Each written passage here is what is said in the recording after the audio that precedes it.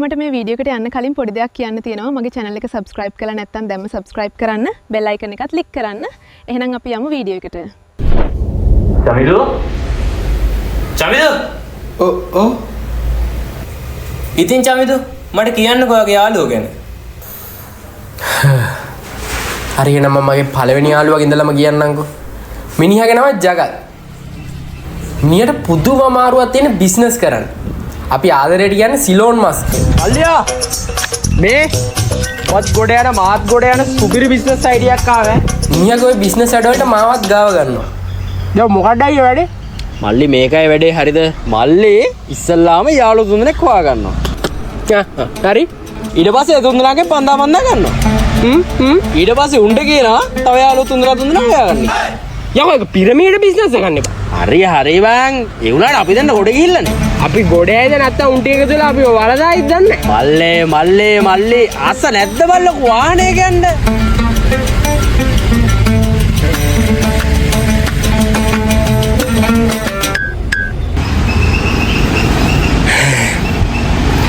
හරි දුවපන් අයියේ. මේ අතර බල්ලියා පියලා. අරුම් පන්නපු වැන්නලට මට චූ යන්නත් ආවයි. දැන් මිනිස්සු දන්නවා පිරමීඩ බිස්නස් ගැන. එහෙම තමයි බා බිස්නස් කරද්දී. මේක නෙවෙයි මට තව සුපිරි බිස්නස් අයිඩියක් ආවා. ඒ පාර මොකද්ද? හරි මල්ලිලා මේකයි වෙන්නේ. හරිද? මෙන්න මේ කුරුල්ලා මේ ඉරදිගේ පියාඹල යනවා. හැබැයි මේ කුරුල්ලා පළවෙනි කොටුවේ වැන්නොත් බලලොත් පරාදයි. හැබැයි පුතේ මේ කුරුල්ලා දෙවෙනි කොටුවේ වැටුනොත් බල ගොඩ. බල දාපු ගාන ඩබල් වෙනවා. එතකොට මේක තුන්වෙනි කොටුවේ වැටුනොත් බලෑ ගාන ත්‍රිබල් වෙනවා. හරිනේ? කට්ටියට තේරුණානේ? මේක මේ පිටරටකින් ආපු ගේම් එකක්. ඒකින්ද හොරබොරු වංචා නෑ. මේ 100 දාමුනේ. 100 ඔව් ෂුවරුත් නෑ. මල්ලි මේ ඔක දෙවෙනි කොටුවේ වට්ටපන් ඈ.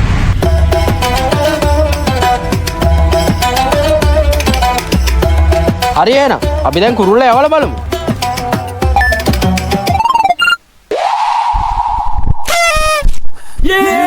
අඩේ පළවෙනි පාරෙන්ම නියමයි. ඔන්න මල්ලියාට පළවෙනි පාරෙන්ම 200 තියෙනවා ඈ. මේ 500 දාමුද? දාමු දැන් වැඩි ටික ෂුවර්.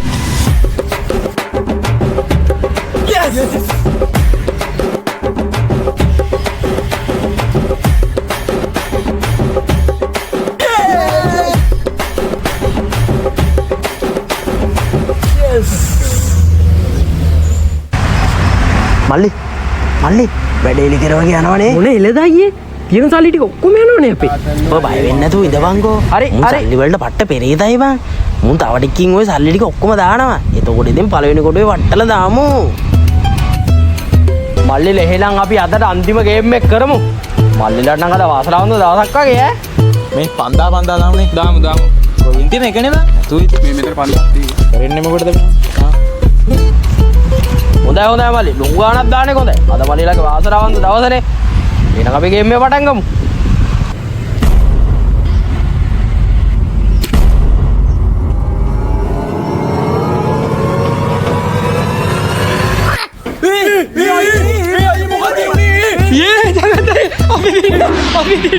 අපි දින්න ජගත් අයියේ අපි දින්න.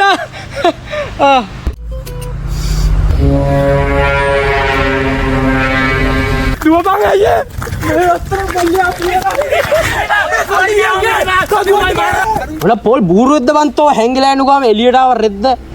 හරි ඉතින් පාලතක් වම මාත් සතුටු වුණා. මේක හරියන්නේ නැහැ. අපි හොඳින් හරි නරකින් හරි ගොඩ යන්න ඕන.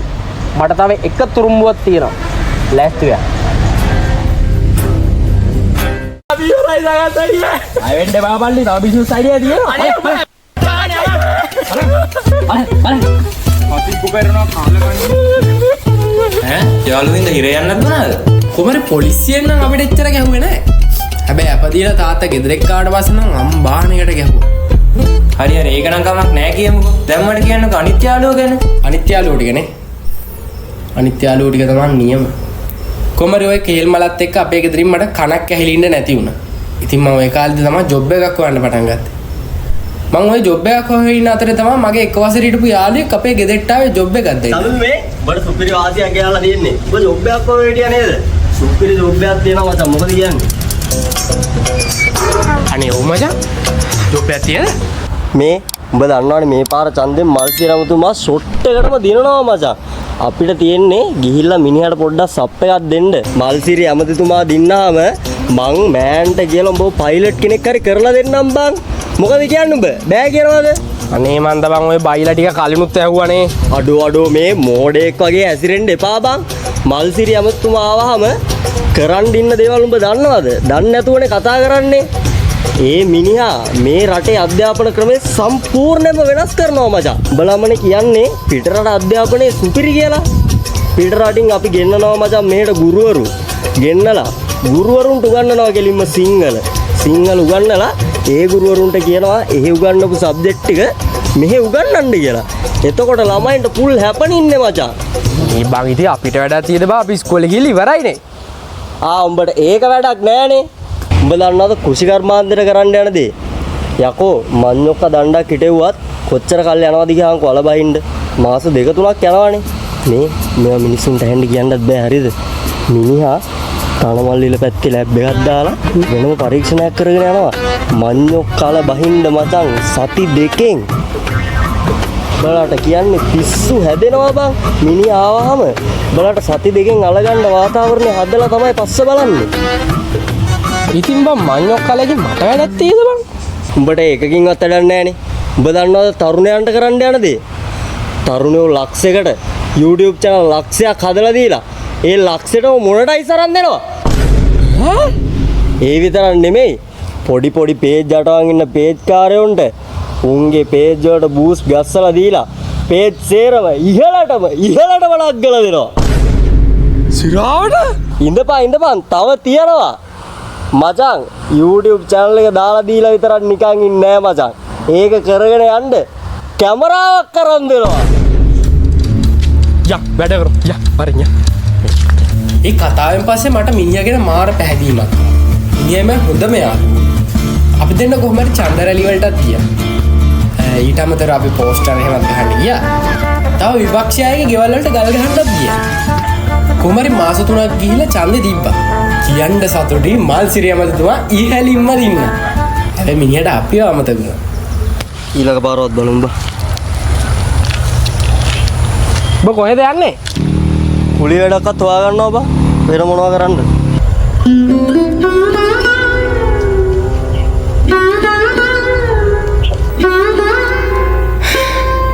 කොහොම හරි ඔය වෙනකොටත් මම යාළුවෝ නිසා මානසිකව වැල්ලා හිටියා.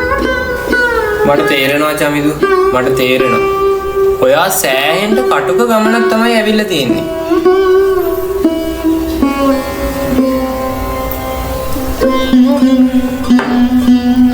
ඉතින් චමිදු අපේ කතාව මෙතනින් ඉවරද නැත්තම් පිස්සු දාලෝ. දැන් තමයි කතාවේ හොඳම ටික පටන් ගන්න. කොමරිගේ රස්සාවුත් නැතුව ගෙදෙට්ටලා කල්පනා කර ඉතින් හිඟන්නගේ පාත්තරයට හෙන උරා ගන්නවා වගේ මගේ පරණ යාළුවෙක් කෝල් එකක් කරා. මම ඔය A-level ක්ලාස් යන කාලේ ලව් සීන් වලට වලි දාගත්තාම මිනිහා තමයි ඇවිල්ලා සපෝට් කරන්නේ. මිනිහාගේ වැඩේ තාමත් වලි දාගන්න. ඉතින් මිනිහා වලියක් දාගත්තාම මටත් කතා කරනවා. A-level කාලේ උදව් කරපු හින්දා මට බෑ කියන්න බෑනේ. ඉතින් මම යනවා. හරි මං එන්න.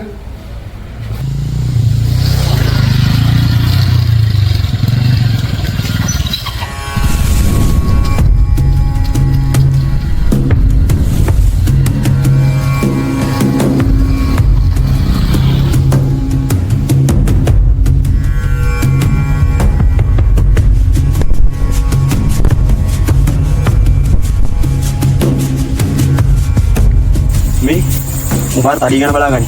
මං තුරුන් දෙනකල් බලාගන්න. හරි.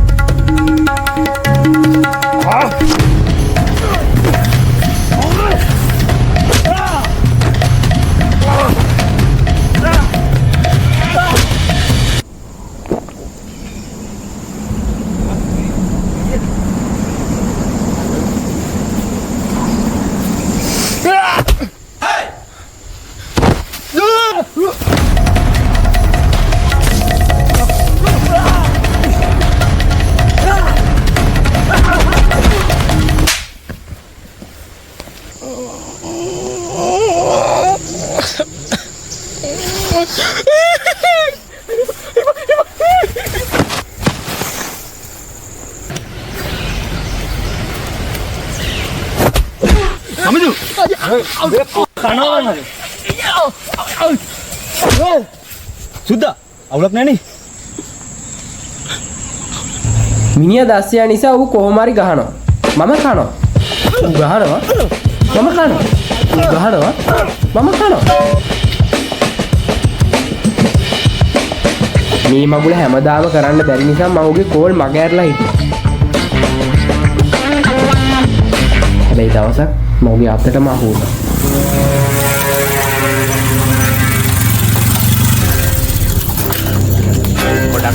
ඌ සේරට මං ආවා. ඔබට මං කතා කරන් පොඩ්ඩක් ෆෝන් එක අන්සර් ගන්න බෑනේ. උගෙන් ගුටි කාලා අන්තිමට වෙච්ච දේවල් කල්පනා කරද්දි මගේ මානසික මට්ටම බිඳුව. මම ওই දේවල් එක හිතාගත්ත පොඩ්ඩක් හිත නිවා ගන්න කියලා. ඉතින් මොකද කරේ? පන්සලකට එහෙම ගිහිල්ලා බණක් භාවනාවක් එහෙම කරාද? අනේ මම පන්සල් ගියේ නෑ. මං ගියා අජිත් අයියව හම්බෙන්න.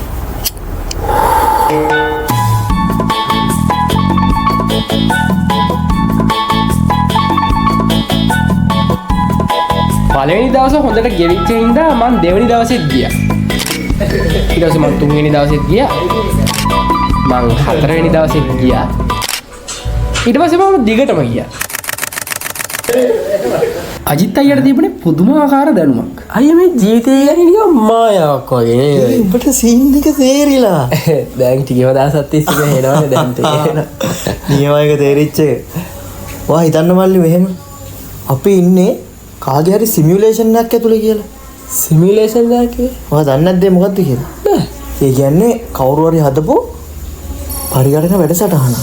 අර උඹ දවසම කාමරේ ඇස්සේ ඉඳන් ගේම් ගහනවා වගේ කවුරු හරි එකෙක් හදපු එකක්.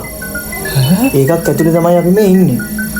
එතකොට අපි මේකෙන් එළියට යන්න නම් අපි තාක්ෂණයේ උපරිමයටම දියුණු වෙන්න ඕනේ වගේ. අපි තාක්ෂණයේ උපරිමයටම දියුණු වෙනකොට මේක හදපු එක බලන් ඉන්නවනේ. ඌ මේක රීසෙට් කරොත් එමය මොලේ ඉඳලා එන්න වෙනවා.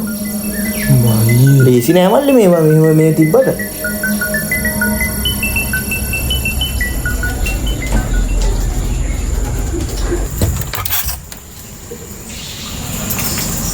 මල්ලි මොකද පල්ලමක් දියවලාන කරන්නේ?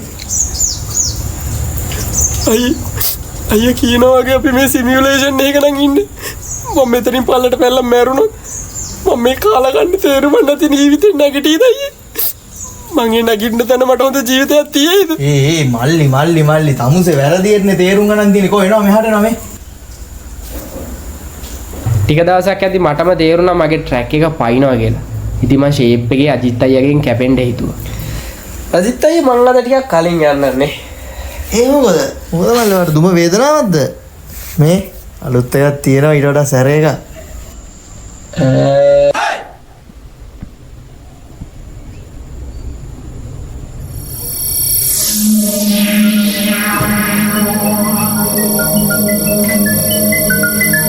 අයියා අපි මැට්‍රික්ස් එකයි ඉන්නේ. අපි සිමියුලේෂන් එකේ ඉන්නේ.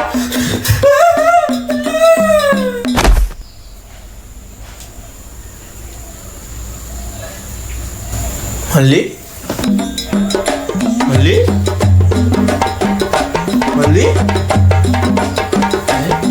මං දෙවෙනි තට්ටුවේ ඉඳන්නේ පැනලා තිබ්බේ. මල්ලි ඒකින්ද මට සිහියෙද්දි මං හොස්පිටල් එකේ හිටියේ. මගේ විලුඹ ගාවින් කියලා තිබ්බා. එතන ඔළුව පැනලා තිබ්බා. මේ ඇඟිලි තුන තාම හරියට වැඩ නැහැ. මට දැන් තේරෙනවා චමිදුවා යාළුවෝ හින්දා කොච්චර ලොකු පීඩනයකද ඉන්නේ කියලා. මම දන්නවා දැන් පටන් ගන්න ඕනේ දැන්. ඔයා මුලින්ම කරන්න ඕනේ ඔය යාළුවන්ගෙන් ටිකක් ඈත් වෙලා ඉන්න ඕනේ. මේ පොඩ්ඩක් ඉඳ මේ වෙලාව කියපු. ડોක්ටර් මං යන්න ඕනේ දැන්. චමිදු